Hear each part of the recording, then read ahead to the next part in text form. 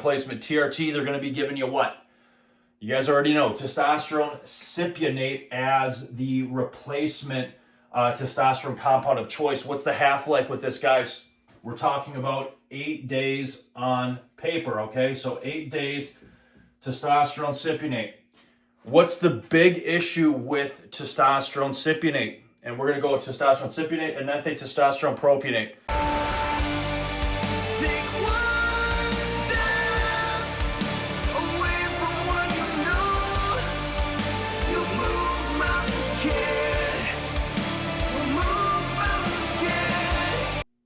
Yo, what's going on, guys? Seth Spartan here. Boom and kaboom. Nutrition, training, and hormone expert for Prometheus HRT, testosterone, and hormone replacement clinic. So, guys, today we are back and we are answering you guys' submitted questions, all right? So, we're starting this back up. Submit YouTube video requests. So, if you guys want to have a YouTube video made on whatever question or topic you guys have, we're going to start these series back up again. So guys, this is going to be the pro series, the question and answer series, starting it once again. And no, I don't got my professional green looking tank I had on for the Unleash series, but that's all right because I think that this is this one's pretty sick, pretty flattering if I do say so myself. So guys, let's get into the video today.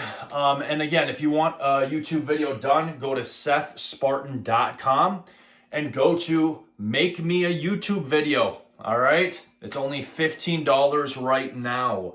All right? So let's get into the video for today. Addressing what? Something that very few people and doctors, for that matter, are just unaware of. All right? What are we talking about? The big problem with TRT, testosterone replacement, which is what? Most doctors don't know this. Most people don't know this. But all the information's out there, and you guys got Google, and you guys all can pull this up and check this for yourself. And I'll post one on the screen too, so you guys don't think that I'm absolutely nuts here. But this is super important, and very few doctors know about it, cover it. And same with people that do TRT. Let's get into this. So, all right, let's start with testosterone cypionate, all right? So testosterone cypionate, if you live in America or typically North America in general, for testosterone replacement, TRT, they're going to be giving you what? You guys already know, testosterone cypionate as the replacement testosterone compound of choice. What's the half-life with this, guys? We're talking about 8 days on paper, okay? So 8 days testosterone cypionate. What's the big issue with testosterone cypionate? And we're going to go with testosterone cypionate and enanthate, testosterone propionate. Stick with me, guys. What's the big issue is that, yes, even though the half-life is 8 days, if we look at the pharmacokinetics, you take a single shot, what happens? Take a look at this. This is a big deal. You have this huge spike, which means levels peak right about 24 hours one day, and they're still peaked up until 48 hours, but they rapidly go down, and then they slowly phase out. What is the big issue with testosterone cypionate in terms of testosterone replacement, testosterone absorption, guys? And again, most doctors don't know this. I wish they did. Some good ones do. And most people have no clue about this. The big issue with testosterone cypionate, we're going to get to enanthate or propionate in a second, is that what? It peaks at 24 hours all the way out to give or take 48 hours if we're looking at the pharmacokinetics here, okay? And again, I'll throw this up on the screen so you guys can tell that I'm not nuts here.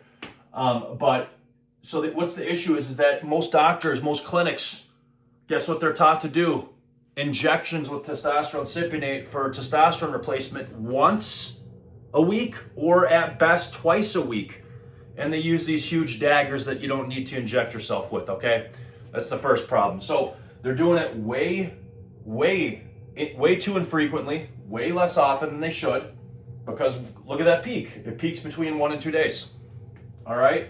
Which means that if you inject once a week, your testosterone replacement, if you're using testosterone cypionate, if you live in the US or North America, you're going to be like this. You're going to feel great the first maybe 2-3 days, and then you're going to be down. Why? Because even though that half-life is 8 days, the half-life takes that total time, okay? But you have this huge spike or this huge peak lasting about 48 hours. And then guess what? It's a very slow dispersion after that. Let's move on to testosterone and enanthate. And guys, I'm going to give you guys the answer we're going to be talking about in a second after I cover testosterone and enanthate and propionate next. I'm going to give you guys the answer in the form of every other day injections and everyday injections using micro injections with insulin syringes. I'll tell you what syringes to use here in a second. And what I use, and this is doctor approved, you know, when I get new people into my clinic, you know, Prometheus HRT, the doctor usually says, oh, well, we're going to use 25 gauge, 1-inch needles twice a week. And guess what? That's better than once a week. But I always push back against the doc and I say, hey, doc, you know, because I'm on the phone call. I'm typically on the phone call with clients. If you want to, you know, if you need help, join my 39 club at SethSpartan.com. Talk to me directly. But usually, like if I have people I'm working with, I say, hey doc, you know, let's do every other day injections, all right? 29 gauge half-inch. We'll get into that in a second. All right, let's talk about testosterone and enanthate. Testosterone and enanthate is next. What's the on paper half-life with testosterone and enanthate? 5 to 7 days. Okay. Typically, most people know, you know, are going to say about 7 days. But truly, if we're going off what it says on paper, 5 to 7 days with testosterone and enanthate. All right. What's the problem? It's basically the same thing as testosterone cypionate, except it's scaled back a little bit, which means that peak, you're peaking, you're hitting that full peak at 1 day, but at day 2, you're already going down. You're already a little bit past the peak in terms of you're on your way out with that hormone. So in terms of absorption, it's even worse than testosterone cypionate, okay? In terms of frequency. Let's cover testosterone propionate. You guys, most people could have guessed this. You peak at about 0.75 day, right? And at 2 days, you're already, that peak is way over, all right, with testosterone propionate. So that's why we don't replace with testosterone propionate anymore. At least most countries don't. Most countries are going to replace with testosterone cypionate and testosterone enanthate as their choice of testosterone replacement, TRT. But what's the big problem with this, guys? What's the big problem? The big problem with replacing with testosterone cypionate or enanthate is that once a week ain't going to cut it to keep you feeling good nonstop and keep your mood stable and keep sides lower, keep estrogen lower, everything. If you're doing once a week, you're on a roller coaster. If you're doing twice a week, you're still on a kind of a roller coaster. Again, just going off of what we see. So what's the solution? Is that even though these half-lives, 8 days and about 7 days respectively, if we take into account the pharmacokinetics of these peaks, what's the best case scenario? Every day or every other day. So now how do we do this and how do I work with my own clients, right? And other people in my 39 club. What I typically will do is the easiest way to maximize, right, is every other day injections. I personally do every day. I'll get into that in a second. All right, so every other day injections are going to be best. Whoops. Every other day injections are going to be easiest, but still get the most bang for your buck. You're going to want to use a 29 gauge insulin syringe, half-inch. This is extremely important. Now, where you're going to want to go with this is typically, as long as you're not really overweight, you're going to want to go dead center of the quad. So halfway between the knee and your hip, dead center, and then dead center between your inner and outer. So it's literally the dead center of your quad. I believe the muscle is the rectus femoris. I'll have to double check that.